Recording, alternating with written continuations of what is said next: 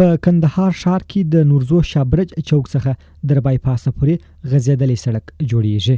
د مسؤلینو په خبره دغه 1490 متره غځېدلی سړک د کندهار ښاروالۍ لخوا د 4.8 میلیون افغانیو په مالي لګښت جوړیږي. په ورته وخت کې د سیمې خلک خوښ دي چې دوی لپاره دغه سړک په اساسي ډول جوړیږي. په کندهار ښار کې دغه سړک په داسې حال کې جوړیږي چې ډېر خلک اوس هم ورباندې پیاده او د وسایطو تګ او راتګ پرې کوي. اوس تازه د کندهار ښاروالۍ د دغه سړک د اساسي جوړونې په برخه کې موټي رانغښتي. دغه سړک به د 6 میاشتو په موده کې د 15 مسلکي او غیر مسلکي کارګرو په مټ جوړ کړل شي. د یاد سړک د افتتاح په مراسمو کې د کندهار ښاروال حسن اجي صاحب د سیمې خلکو ته د دې سړک مبارکي وویل او دا ډېر څرګند کړ چې کندهار ښاروالۍ به ښار کې ټول کندو کپر سړکونه جوړوي. زه د کندهار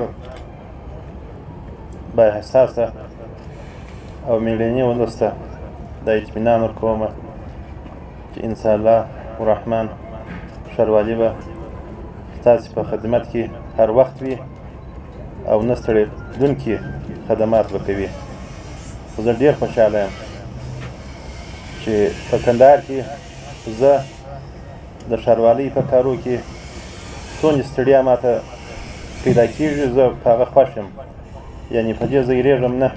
او همدارس د کندهار د سوداګرۍ خونې رئیس حاجي صدیق مومند د کندهار ښاروالۍ ټول فعالیتونه وستایل او د هیواد د جوړونې په برخه کې د ټولو تجارانو او عام ولس دنده وبلله چې د بنیادي او بنسټیزو پروژو په ساتنه او رغونه کې ونډه واخلي. ټول تاجرانو غږ کوم چې خپل سرمایه گذاري په خپل وطن کې وکړي، خصوصا په کندهار کې وکړي چې خلکو ته کار پیدا شي او دا کار ان شاء الله کیږي. موږ هم ان شاء الله اخته یو ښاروال صاحب موږ سره ان شاء الله وعده کړې ده په دغه څو ورځو کې به ان شاء الله په ښار کې نور پروژې هم شروع شي، لکه مارکیټونه نور هغه د کورو پروژې کې دي هغه کارونه ان شاء الله شروع شي چې ان شاء الله یو شارک هم د ښاروال صاحب دی او د بل تاجر تر لاس لاندې د امان خواته جوړیږي. په ورته وخت کې د سیمې یو تن قومي مشر حاجي عبدالله کا د کندهار ښاروالۍ څخه ځانګړې مننه وکړه چې د یاد سړک د جوړېدو لپاره کارونه پیلوي. د نوموړي په خبره دغه سړک د کلونو څخه د سیمې خلکو ته ستونزې جوړې کړې وي. دغه منطقه چې زموږ ستاسې د ډېره خراب وه، دا د بایپاس د غټ موټران پر دې باندې تېرېږي، ډېر په تکلیف تېرېدلی او دا کورونه ډېر په عذاب وه، دا خلک دا دکانداران په عذاب وه، دوړې وې، خلک لیدلې هېڅ څوک په دا موټر کې لیدلی نه.